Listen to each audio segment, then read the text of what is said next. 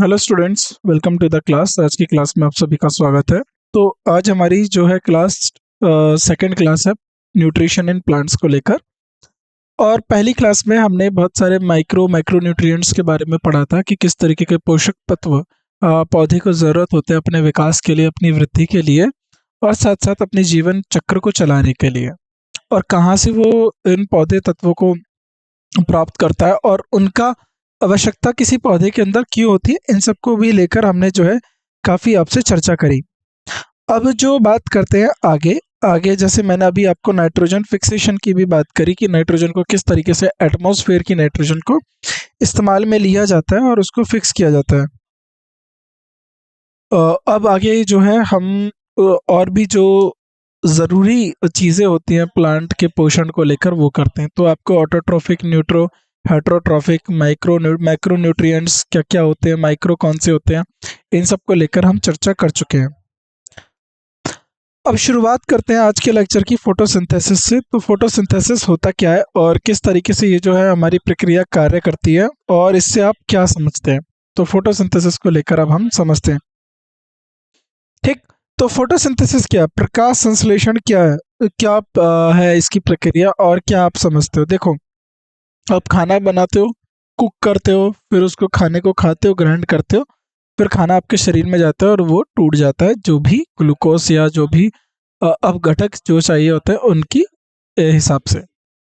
लेकिन जो प्लांट होते हैं, जो हम बात करें हरे पौधे होते हैं, वह इन्वायरमेंट से कार्बन डाइऑक्साइड लेते हैं और वाटर लेते हैं। अब उनके पास होता क्या है, क्लोरोफिल। अब उसके ऊपर से यह सूरज की ऊर्जा, जैसे अभी हम मान लो हम क्या कर लेते हैं, एक पत्ती की डिजाइन बना लेते हैं।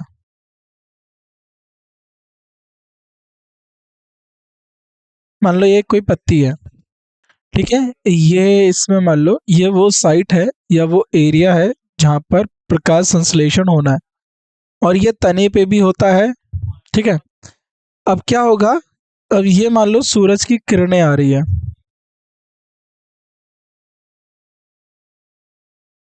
ठीक। पानी यहाँ से जड़ों से पहुंच गया है, ठीक। सूरज की किरणें पानी होगी और जो कार्बन डाइऑक्साइड है, मान लो ये कार्बन डाइऑक्साइड आ गई, यहाँ से कार्बन डाइऑक्साइड आ गई, तो यहाँ पर जो है आप प्रकाश संश्लेषण होगा। क्यों प्रकाश संश्लेषण कहते हैं, क्योंकि इसमें सनलाइट की जरूरत होती है, सूरज की आवश्यकता होती है।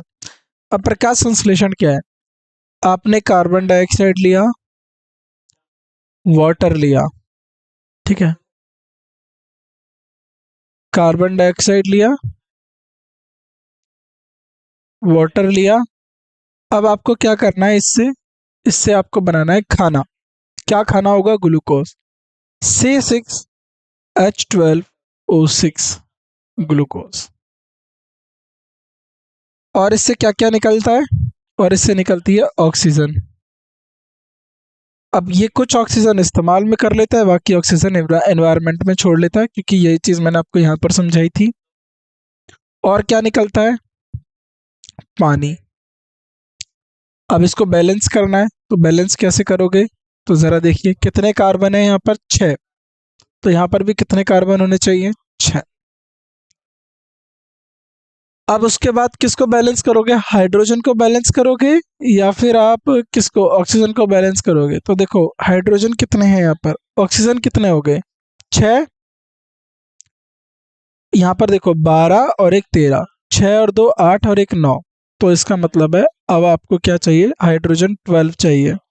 अब हाइड्रोजन 12 चाहिए, तो मान लो आपने यहाँ पर क्या करा, 12 कर दिया, 12 कर दिया। तो यहाँ पर 12 हाइड्रोजन यूज हो गए, यहाँ पर 2 है, तो यहाँ पर क्या कर दो आप, 6 से मल्टीप्लाई कर दो। तो 12 और 12 24 हाइड्रोजन हो गए, H2 हो गया ना। अब ऑक्सीजन कितने हैं, देखो 6 और 2 12 और 12 24, 6 यहाँ पर इस्तेमाल हो गए, 6 यहाँ पर इस्तेमाल हो गए, तो 12 इस्तेमाल हो गए और 12 यहाँ पर इस्तेमाल हो गए। तो बाई प्रोडक्ट में ऑक्सीजन और वाटर निकलता है, और ये इसका खाना है प्लांट का। तो ये क्या है, फोटोसिंथेसिस की प्रक्रिया। और ये किसकी मदद से होती है, सनलाइट, जो सूरज की ऊर्जा होती है उसकी मदद से, और क्लोरोफिल। ग्रीन पिगमेंट को आप क्या कहते हैं? वो जो ग्रीन पिगमेंट होता है वही हमारा क्या होता है? क्लोरोफिल। तो इन पूरी प्रोसेस की वजह से, ये जो प्रोसेस आप देख पा रहे हो, इसकी वजह से जो प्लांट है वो खाना बना लेता है। तो जल्दी इसको नोट डाउन कर लेंगे। तो यहाँ पर मैं इसको इंडिकेट कर देता हूँ, ये क्या क्या हमने लिखा है? वाटर, इसको नोट डाउन करिए जल्दी से। वाटर हो गया ये, और ये आपकी क्या हो गई? सनलाइट, सनलाइट, और ये आपकी क्या हो गई? CO2 हो गया ये CO2। ठीक, तो यहाँ से ये इसका खाना बन गया।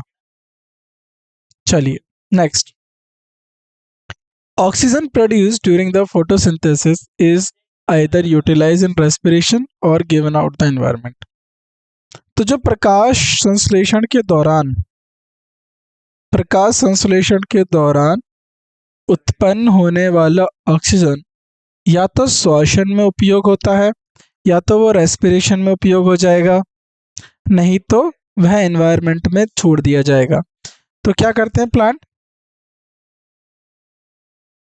तो या तो वो एनवायरनमेंट में छोड़ दिया जाएगा। अब एनवायरनमेंट में छोड़ दिया जाता है तो वो हमारे काम आता है ना, क्योंकि हम ऑक्सीजन को इनहेल करते हैं। हम ऑक्सीजन और वाटर से, और हम जो खाना है ग्लूकोज C6H12O2, हम डायरेक्ट ग्लूकोज ले लेते हैं।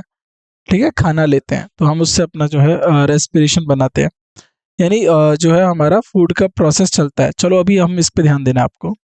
ऑक्सीजन प्रोड्यूस फोटोसिंथेसिस, तो जो ऑक्सीजन फोटोसिंथेसिस के द्वारा प्रोड्यूस हुआ है, या तो वो श्वसन की प्रक्रिया में जो है उपयोग हो जाएगा, नहीं तो अगर एक्स्ट्रा है तो वो एनवायरनमेंट में छोड़ दिया जाएगा, पर्यावरण में निकाल दिया जाता है।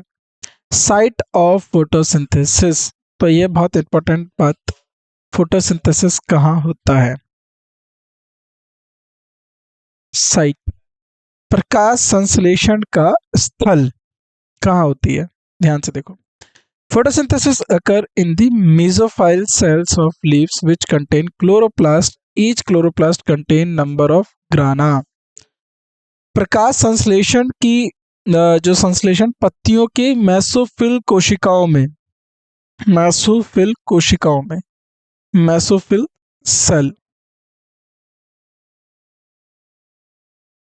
में, मेसोफिल सेल्स ऑफ लीव्स, ठीक है, पत्तियों की मेसोफिल कोशिकाओं में, विच कंटेन क्लोरोप्लास्ट, जिनके अंदर क्या होता है? हरा वर्णक होता है, क्लोरोप्लास्ट।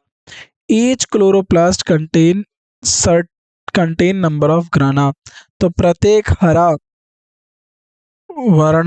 वर्णक, जो प्रत्येक हरा वर्णक है, ग्राना की संख्या से युक्त होता है। Each granum is made up of membranous, अब जो हर एक कोई ग्रेनम है, granum is made up of membranous stack called thylakoid which contain chlorophyll pigment. तो जो ग्रेनम है, तो प्रत्येक ग्रेनम मेम्ब्रेन्स स्टैक द्वारा बना होता है, जिससे थैलाकॉइड कहा जाता है। जिसे क्या कहा जाता है? थैलाकॉइड, जिसमें क्या होता है? क्लोरोफिल वर्णक होता है, तो उसके अंदर क्लोरोफिल प्लास्ट जो है, क्लोरोफिल पिगमेंट होता है। ठीक, the space found inside the chloroplast fill with the matrix known as stroma. तो जो स्पेस है, जो जगह है ना क्लोरोप्लास्ट के अंदर, वह जो है स्ट्रोमा के जो है विद फिल्ड विद मैट्रिक्स, तो वो मैट्रिक्स के द्वारा भर जाता है, जिसे हम बोलते हैं स्ट्रोमा।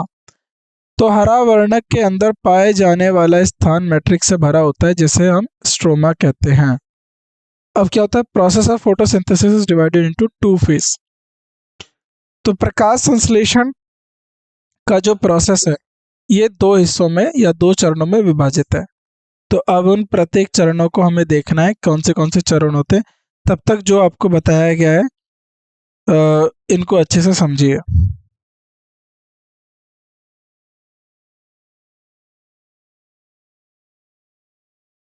अगला, राइट, तो बताइए, अब अगला पढ़ते हैं। पहला प्रोसेस क्या है? चलो शुरू करें। Part 1, this is also known as photochemical reaction occur inside thylakoid membrane. तो जो पहला जो पार्ट है उसको हम क्या बोलते हैं, फोटोकेमिकल रिएक्शन बोलते हैं, इसको फोटोकेमिकल रिएक्शन बोलते हैं। और ये कहाँ होता है, थैलेकोइड मेम्ब्रेन में, ठीक है। इसे फोटोकेमिकल रिएक्शन भी कहा जाता है और ये थैलेकोइड मेम्ब्रेन के अंदर होता है। Light energy is absorbed bye chlorophyll. तो जो लाइट है, जो प्रकाश ऊर्जा है, वो क्लोरोफिल द्वारा अवशोषित कर ली जाएगी, is absorbed bye chlorophyll molecule. तो प्रकाश ऊर्जा क्लोरोफिल अणुओं द्वारा अवशोषित की जाती है। Chlorophyll absorb violet, blue and red light. तो आपने देखा होगा, अब वायलेट लाइट होती है ना, उसके अंदर भी प्रकाश संश्लेषण हो सकता है, ब्लू लाइट में भी प्रकाश संश्लेषण हो सकता है, रेड लाइट में भी प्रकाश संश्लेषण हो सकता है, क्योंकि क्लोरोफिल इन ही लाइट्स को एब्जॉर्ब करता है। तो ध्यान देने वाली बात है, जो क्लोरोफिल है, क्लोरोफिल एब्जॉर्ब वायलेट, ब्लू और रेड लाइट। तो क्लोरोफिल जो है बैंगनी, नीली और लाल रोशनी अवशोषित करता है अपने अंदर। दूसरा, वाटर मॉलिक्यूल्स 2 चरणों में होता है। अब देखो, यहाँ क्लोरोफिल अवशोषित हो गई, ठीक है, क्लोरोफिल के द्वारा लाइट एनर्जी को अवशोषित कर लिया गया, और अवशोषित क्या हुई, वायलेट यानी बैंगनी लाइट, ब्लू लाइट और रेड लाइट, ठीक, ये अवशोषित हो गई। अब इससे अगला स्टेप क्या होगा, क्योंकि 2 चरणों में होता है। अगला step, water molecules break into hydrogen ion and oxygen using light energy. तो जो ऊर्जा मिली है उसे, उस ऊर्जा को प्राप्त कर कर जो पानी के जो अणु हैं, या जो पानी के जो अणु हैं, वह टूट जाएंगे किस में, हाइड्रोजन आयन में और ऑक्सीजन में। किसकी मदद से, light energy, using light energy. तो जल अणु प्रकाश ऊर्जा का उपयोग करके हाइड्रोजन आयन और ऑक्सीजन में तोड़ दिया जाता है, कॉल्ड फोटोलिसिस ऑफ वाटर। और इस प्रक्रिया को हम क्या कहते हैं, फोटोलिसिस ऑफ वाटर। और इसको, पानी को तोड़ने के लिए क्या बोलते हैं, फोटोलिसिस कहा जाता है। नाउ अगला, light energy is converted into chemical energy. तो ये जो लाइट एनर्जी है, अब ये केमिकल एनर्जी में कन्वर्ट हो गई है इन दी फॉर्म ऑफ एटीपी। और ये एटीपी के फॉर्म में जो है, एंड NADPH2, NADPH2 के फॉर्म में जो है कन्वर्ट या परिवर्तित हो गई है। तो प्रकाश ऊर्जा को ATP या NADPH2 के रूप में रासायनिक ऊर्जा के परिवर्तित किया जाता है। तो उसको रासायनिक ऊर्जा में परिवर्तित किया जाता है। अब क्या होगा यहाँ पर, oxygen is released as a by product of light reaction. अब जो ऑक्सीजन देख पा रहे हो आप, ये जो ऑक्सीजन है, ये बाई प्रोडक्ट के तौर पे यानी उप उत्पादक के तौर पे निकलती है। प्रकाश प्रतिक्रिया का उप उत्पादक के रूप में ऑक्सीजन जो है छोड़ दी जाती है। तो ये इस तरीके से होता है। पहले फोटोकेमिकल रिएक्शन में जो क्लोरोफिल है वह प्रकाश को अवशोषित करेगा। अब क्लोरोफिल कौन सी हम बात करें, रोशनी को अवशोषित करता है, वो वायलेट, बैंगनी, नीली, लाल रोशनी को अवशोषित करता है। अब वह जो अवशोषित ऊर्जा है, उस ऊर्जा से जो पानी के अणु हैं वो हाइड्रोजन आयन और ऑक्सीजन में टूट जाते हैं, जिसे हम बोलते हैं फोटोलिसिस ऑफ वाटर। अब जो ये लाइट एनर्जी है, यह जो है रासायनिक ऊर्जा में परिवर्तित हो जाती है, किस रूप में, एटीपी और NADPH2 के रूप में। और इसका उप उत्पादक क्या होता है, ऑक्सीजन का जो है इसका उप उत्पादक होता है। अब एक और होती है dark reaction.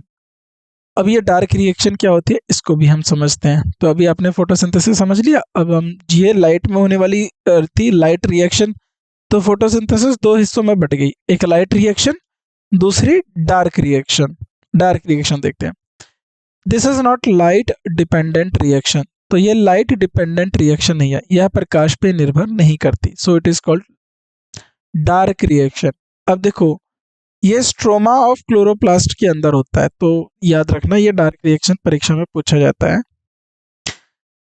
This is not light dependent reaction, ठीक, ये लाइट डिपेंडेंट रिएक्शन नहीं है, यह प्रकाश पर निर्भर प्रतिक्रिया नहीं है, ठीक, ये प्रकाश पर निर्भर प्रतिक्रिया नहीं है। और इसमें किस पे, ये कहाँ पर होती है, this reaction occur inside stroma of chloroplast. तो यह प्रतिक्रिया क्लोरोप्लास्ट के स्ट्रोमा के अंदर होती है। तो याद रखना, लाइट रिएक्शन अभी हमने लास्ट समझी, अब यह डार्क रिएक्शन है। हर एक चीज को डिटेल में समझते हुए चलो तो कोई प्रॉब्लम नहीं आएगी।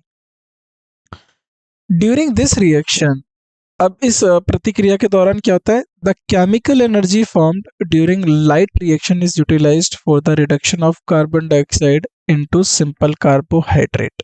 देखो, जो केमिकल एनर्जी लाइट रिएक्शन के दौरान बनी थी, the chemical energy formed during the light reaction, जो केमिकल एनर्जी लाइट रिएक्शन अब एटीपी की फॉर्म में और NADPH2 की फॉर्म में जो बनी थी, is utilized for the reduction, और वह आप किसके उपयोग, वह एनर्जी किस उपयोग में आएगी, कार्बन डाइऑक्साइड का रिडक्शन करने में और उसको बदलने में सिंपल कार्बोहाइड्रेट में के रूप में बदलने में। तो इस प्रतिक्रिया के दौरान, प्रकाश प्रतिक्रिया के दौरान बनी रासायनिक ऊर्जा का उपयोग किसके लिए किया जा रहा है, उपयोग कार्बन डाइऑक्साइड का साधारण हाइड्रेटेड में काम करने के लिए किया जाता है। तो उसको बदलने के लिए, काम करने के लिए किया जाता है। और ये साधारण कार्बोहाइड्रेट क्या है, दैट इज ग्लूकोज। तो यही हमारा क्या होता है, glucose. This is also known as Calvin Benson cycle. तो याद रखना, डार्क एनर्जी को कैल्विन बेंसन साइकिल भी कहा जाता है, तो इसको कैल्विन बेंसन चक्र भी कहा जाता है। These glucose molecules are further converted by the cellular machinery into different compound required by the plant। तो ये जो ग्लूकोज है, ये glucose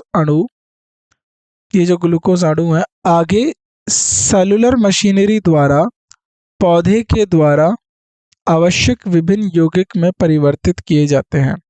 So these glucose molecules are further converted into, तो ये जो ग्लूकोज मॉलिक्यूल्स है ये दोबारा किस में कन्वर्ट हो जाएंगे, converted by the cellular machinery into different compound required by plant. यह ग्लूकोज अणु आगे सेलुलर मशीनरी द्वारा, पौधे द्वारा आवश्यक विभिन्न यौगिक में परिवर्तित किए जाते हैं। तो ये आपको याद रखना है, डार्क रिएक्शन में किस तरीके से जो है रिएक्शन कैरीड आउट होती है और क्या क्या वह प्रतिक्रियाओं से गुजरती हुई चलती है। Cactus plant keep its stomata open during night and close during day to conserve loss of water. देखो क्या क्या होता है, अब जैसे ये कैक्टस होता है, आपने देखा होगा स्टोमेटा को जो है, स्टोमेटा ओपन होता है ताकि गैसियस एक्सचेंज हो। लेकिन जो कैक्टस जो पौधा होता है, ये आपको पता है कहाँ पर उगता है, ये रेगिस्तान में उगता है।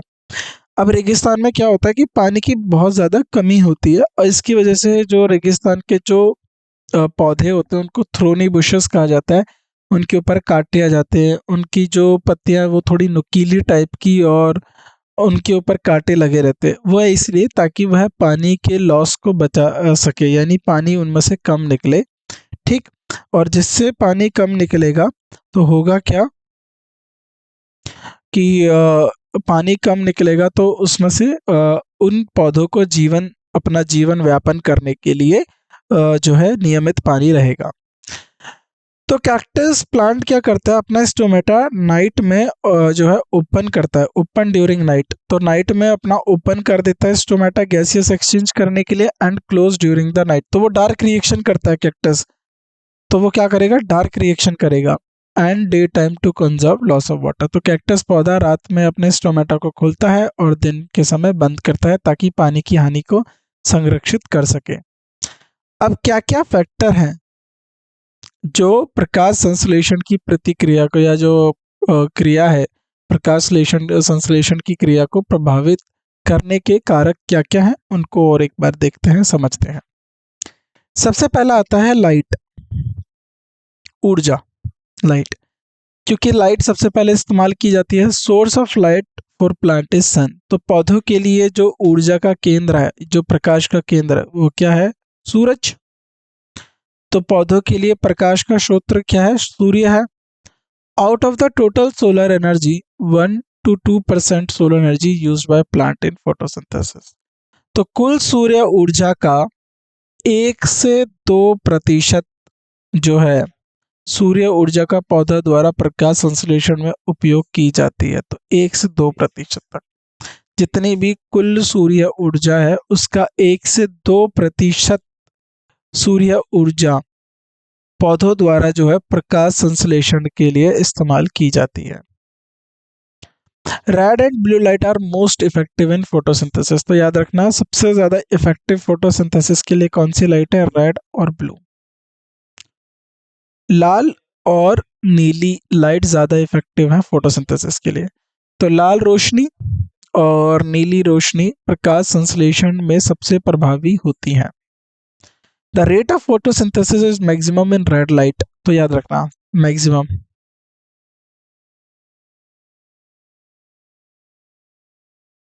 Rate of photosynthesis.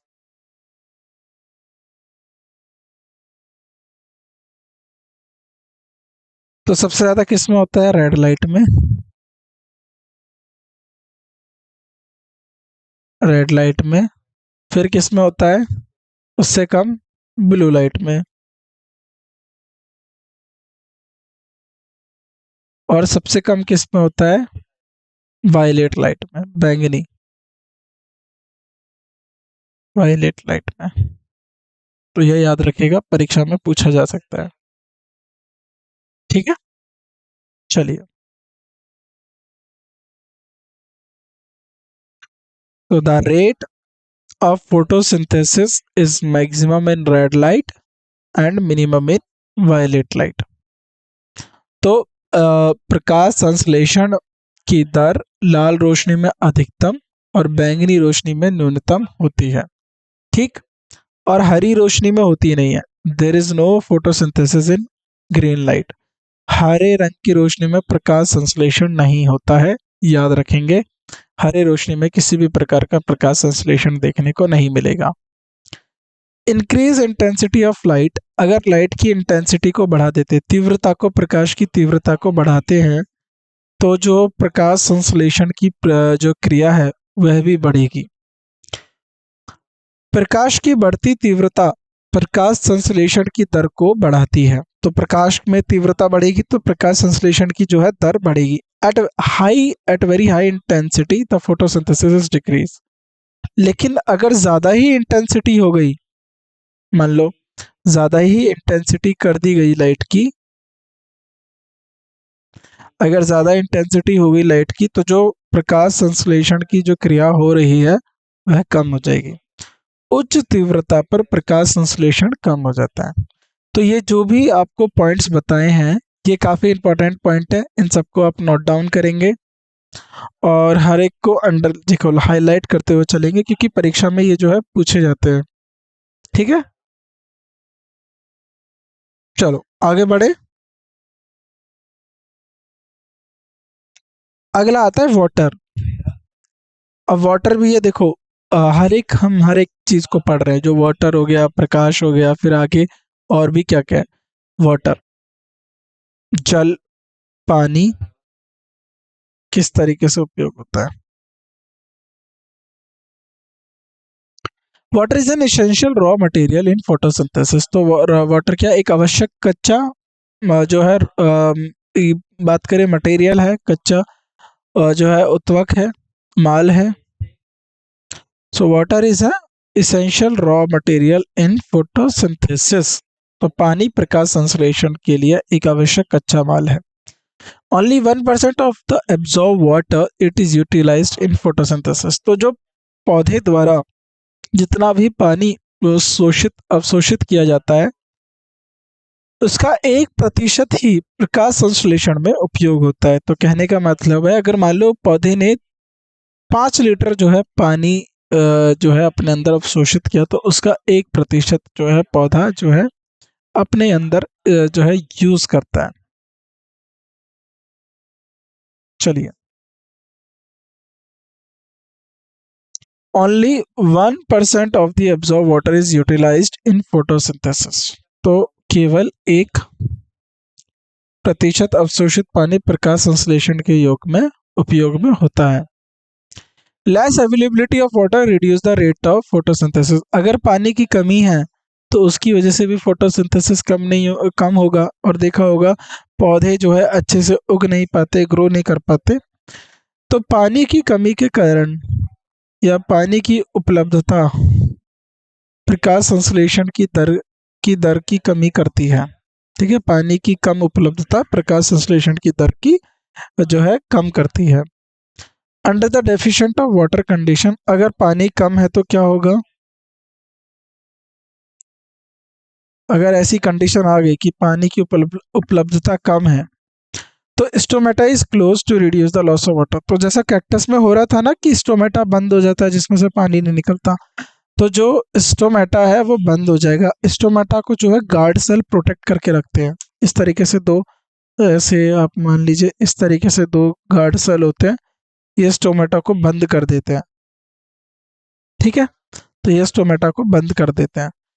तो पानी की कमी की स्थिति में स्टोमेटा वाष्प उत्सर्जन के दौरान, ड्यूरिंग ट्रांसपिरेशन, उत्सर्जन के दौरान पानी की हानि को कम करने के लिए बंद हो जाता है, तो जिससे वाष्पीकरण नहीं होगा, एवोपरेशन नहीं होगा, और पानी की जो हानि है वो नहीं होगी।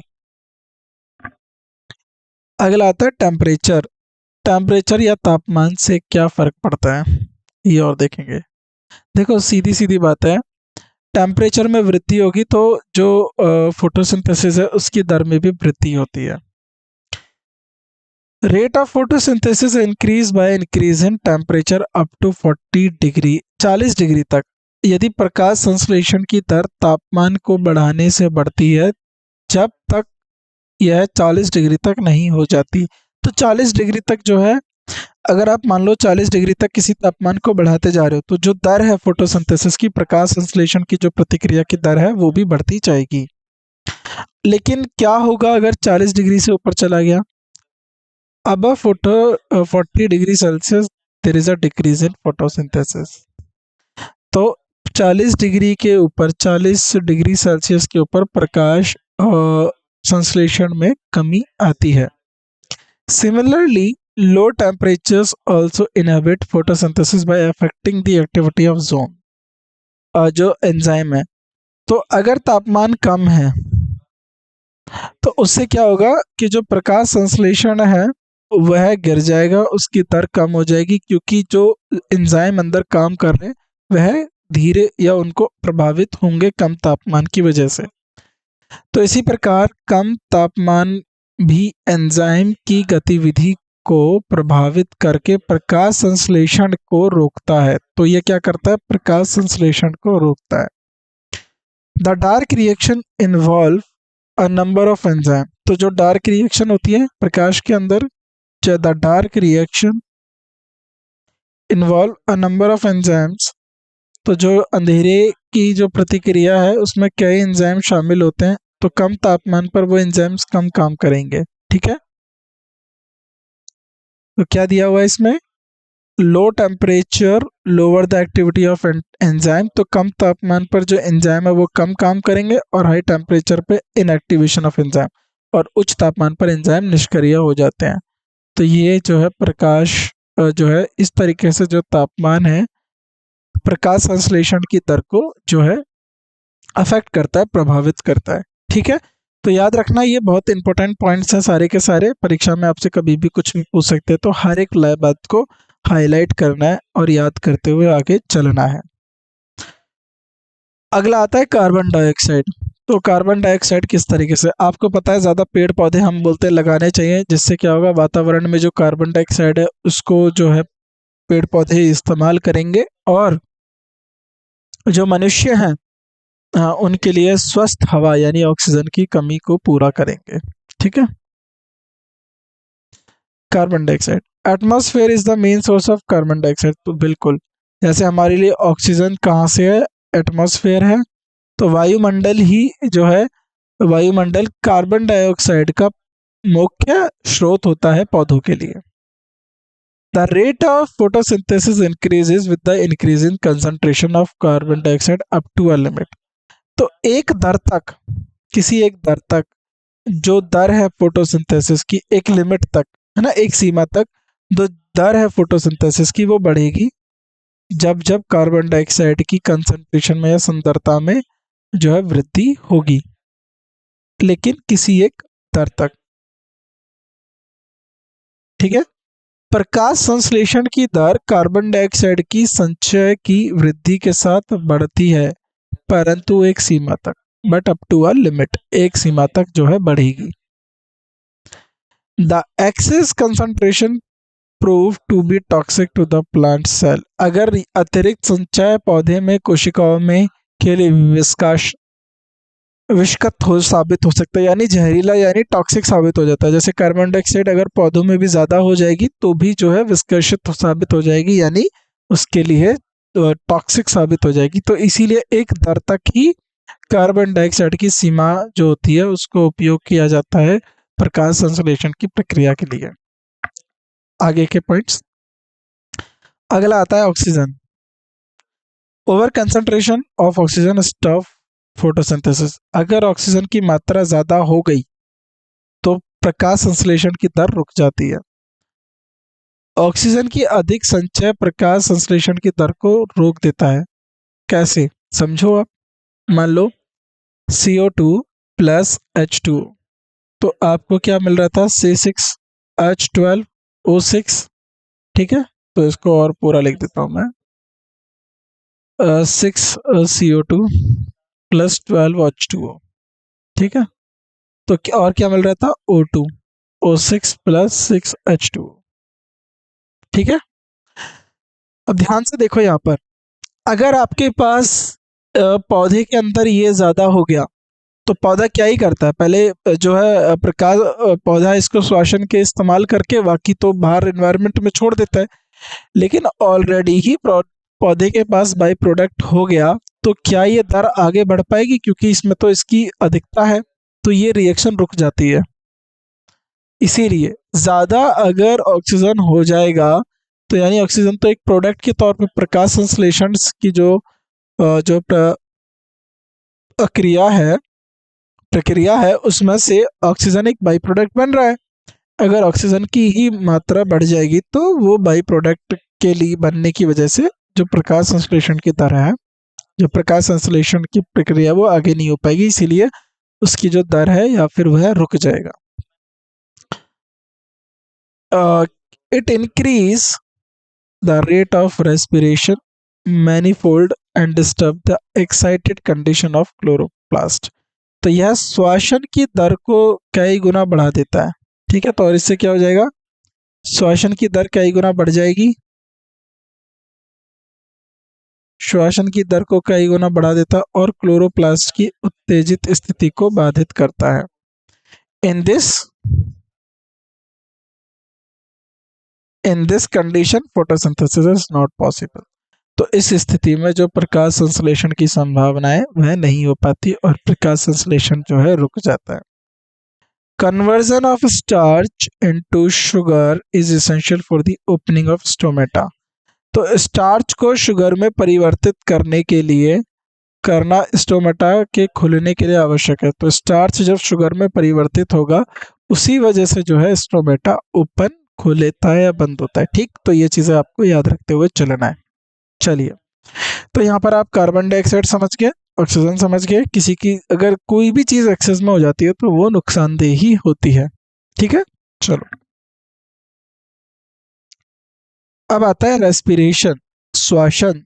तो प्लांट के अंदर रेस्पिरेशन कैसे होता है, क्या क्या प्रोसेस होते हैं।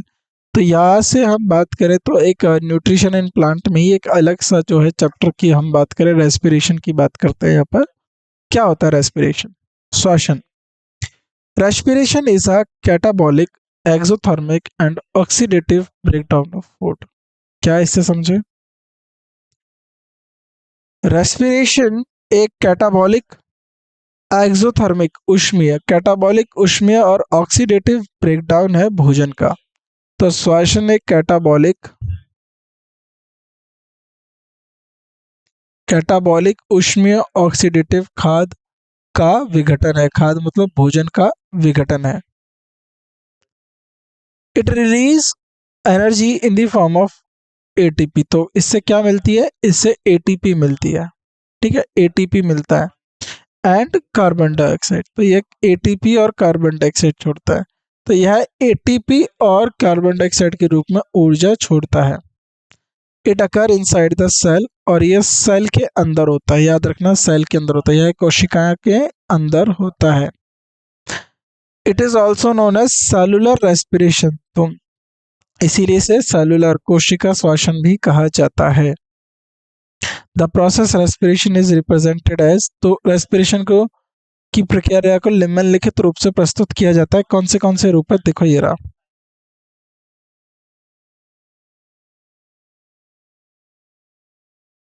C6O6।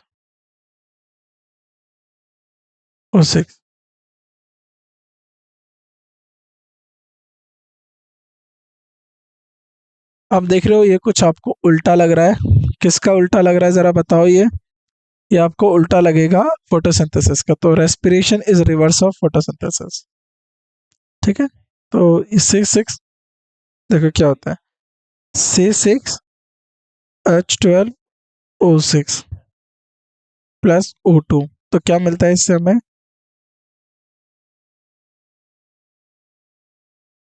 प्लस 686 किलो कैलोरी, जो एटीपी की फॉर्म में होती है। तो अब जरा ध्यान से देखो, कितने कार्बन, छः, छः। ऑक्सीजन कितने, 12 और एक 7, तो बैलेंस कर दो 6, तो ये कितने हो गए। हाइड्रोजन कितने हो गए, 12, तो यहाँ पर देखो 12 हो गया ना, हाइड्रोजन को बैलेंस कर दिया, अब इसको बैलेंस कर दो, हो गया रिएक्शन खत्म। और ये जो 686 क्या है, ये है, तो ये आपका हो गया फूड। फूड क्या है, ग्लूकोज। ये हो गया आपका ऑक्सीजन,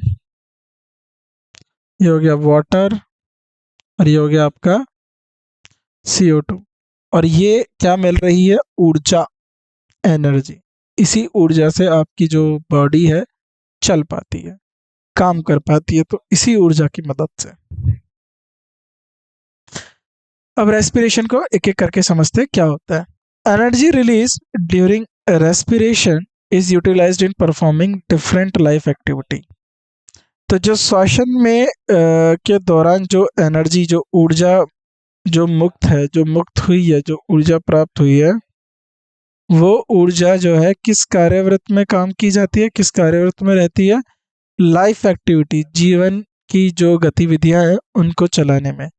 तो श्वसन के दौरान मुक्त होने वाली ऊर्जा विभिन्न जीवन गतिविधियों को करने में उपयोग की जाती है। The process of respiration involves obtaining oxygen into the cell. अब श्वसन की प्रक्रिया में क्या होता है, कोशिकाओं में ऑक्सीजन की प्राप्त करना शामिल होता है। ऑक्सीजन इज यूटिलाइज्ड, और जो ये ऑक्सीजन आई है अब ये किस लिए होगी, oxygen is utilize for the oxidation of food.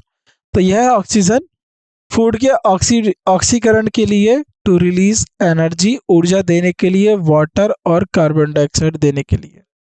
यानी ऑक्सीजन का उपयोग खाद्य के ऑक्सीकरण के लिए किया जाता है, जिससे ऊर्जा, पानी और कार्बन डाइऑक्साइड मुक्त होता है। तो यहाँ से ऊर्जा मिल रहा है, पानी मिल रहा है और कार्बन डाइऑक्साइड मुक्त हो रहा है। Respiration is a biochemical process which occur in many stages and requires a number of enzymes। तो जो रेस्पिरेशन होता है यह एक बायो यानी जैव रासायनिक, बायोकेमिकल जैव रासायनिक प्रक्रिया है जो कई चरणों में होती है और इसमें कई एंजाइमों की आवश्यकता होती है। तो अब क्या है, on the basis of availability of oxygen, तो ऑक्सीजन की उपलब्धता के ऊपर, देखो ये बहुत इंपॉर्टेंट लाइन है, ऑक्सीजन की उपलब्धता के आधार पर cellular respiration is of two type. तो जो सेलुलर, जो सेल में रेस्पिरेशन हो रहा है, ये दो टाइप का रेस्पिरेशन हो रहा है। अब इन दोनों टाइप के रेस्पिरेशन को हम समझेंगे। तो ऑक्सीजन की उपलब्धता के आधार पर सेलुलर श्वसन दो प्रकार का होता है। अब देखो, पहला है एरोबिक रेस्पिरेशन। एरोबिक रेस्पिरेशन क्या होता है, जिसको, अब एरोबिक रेस्पिरेशन में the respiration in which organic food is completely oxidize in the presence of oxygen. तो यानी in the presence of oxygen, याद रखना पहला प्रेजेंस, एरोबिक होता है आपका प्रेजेंस ऑफ ऑक्सीजन।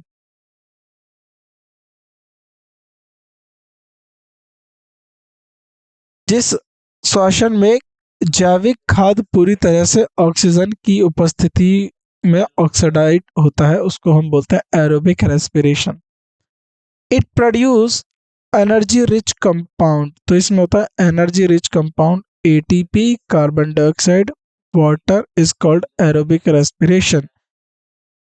यह ऊर्जा युक्त यौगिक, इसमें जो ऊर्जा होती है वो ज्यादा होती है, कार्बन डाइऑक्साइड और पानी उत्पन्न करता है और इसे एरोबिक श्वसन कहा जाता है।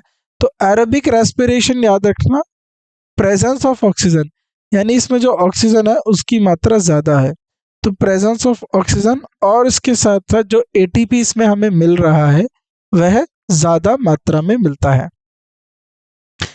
ड्यूरिंग एरोबिक रेस्पिरेशन, अब एरोबिक रेस्पिरेशन के दौरान क्या होता है, जो ग्लूकोज है, glucose is broke down into 2 molecules of pyruvate. तो जो ग्लूकोज है during aerobic respiration, glucose break down into 2 molecules of pyruvate. तो एरोबिक रेस्पिरेशन के दौरान ग्लूकोज 2 पायरुवेट के अणुओं में टूट जाता है। तो ग्लूकोज क्या करेगा, 2 पायरुवेट के अणुओं में टूट जाएगा, राइट, टूट जाता है। अब क्या होता है, pyruvate is 3 atom of carbon containing compound. तो पायरुवेट क्या होता है, पायरुवेट एक 3 अणु कार्बनिक युक्त यौगिक होता है। This process is known as glycolysis, is common in both aerobic and in anaerobic respiration. और यह जो क्रिया है, इस क्रिया को ग्लाइकोसिस कहा जाता है, ग्लाइकोलिसिस क्या कहा जाता है, और यह कॉमन है, यानी ये सामान्य रूप से एरोबिक और इनएरोबिक रेस्पिरेशन में होती है। तो इस प्रक्रिया को ग्लाइकोलिसिस कहा जाता है और यह एरोबिक और इनएरोबिक श्वसन दोनों में सामान्य होती है। Glycolysis occur in cytoplasm of the cell. तो ग्लाइकोलिसिस कहाँ होती है, ग्लाइकोलिसिस कोशिकाओं के साइटोप्लाज्मा में होती है। In the presence of oxygen, pyruvate enter in the mitochondria for oxidation of pyruvate। तो ऑक्सीजन की उपस्थिति में पायरुवेट माइटोकॉन्ड्रिया में ऑक्सीकरण के लिए प्रवेश करता है। द पायरुवेट ऑक्सीडाइज, अब जो ये पायरुवेट ऑक्सीडाइज होगा, the pyruvate is oxidise into acetyl CoA 2C compound called oxidative decarboxylation. तो पायरुवेट को एसिटाइल CoA 2C यौगिक में ऑक्सीड किया जाता है, जो ऑक्सीडेटिव कार्बोक्सिलेशन कहा जाता है, जिसे डाइकार्बोक्सिलेशन कहा जाता है। अब याद रखना most important point, it produce 6 ATP, यह 6 ATP उत्पन्न करता है। Now acetyl CoA undergoes a cyclic pathway of oxidation in matrix of mitochondria। तो मैट्रिक्स के जो अब एसिटाइल CO क्या होगा, माइटोकॉन्ड्रिया के मैट्रिक्स में ऑक्सीकरण के लिए साइक्लिक पाथ का पालन करता है, और इसे हम क्या बोलते हैं, कर्व साइकिल। याद रखना कर्व साइकिल क्या होती है, ठीक है, कर्व साइकिल एक परीक्षा में पूछी जाती है और इसे क्या बोलते हैं, कर्व साइकिल कहा जाता है। It produce ATP CO2 and water, और यह ATP CO2 और वाटर करता है। और कर्व साइकिल कहाँ होती है, कर्व साइकिल रेस्पिरेशन में होती है। The total number of ATP produced during aerobic respiration is 38 produced होती है ATP। एरोबिक श्वसन के दौरान उत्पन्न होने वाली ATP की कुल संख्या 38 होती है। 2 ATP are utilized during respiration, और 2 ATP जो है रेस्पिरेशन के दौरान इस्तेमाल हो जाती हैं, और टोटल मिलती है 36। याद रखना 2 ATP जो है रेस्पिरेशन के दौरान इस्तेमाल हो जाती है तो टोटल एटीपी गेन कितनी होती है हमें जो है एरोबिक रेस्पिरेशन से मिलती है।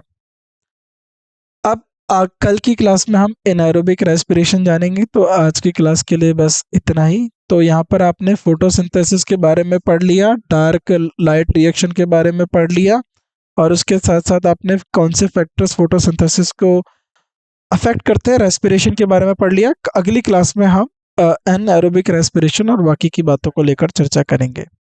तो आप सभी का शुक्रिया आज की क्लास में उपस्थित होने के लिए। आपसे मुलाकात होती है अगली क्लास में, तब तक के लिए आपको जो चीज़ें बताई गई हैं इनको अच्छे से समझिए, सीखिए, और आपसे मुलाकात होती है अगली क्लास में।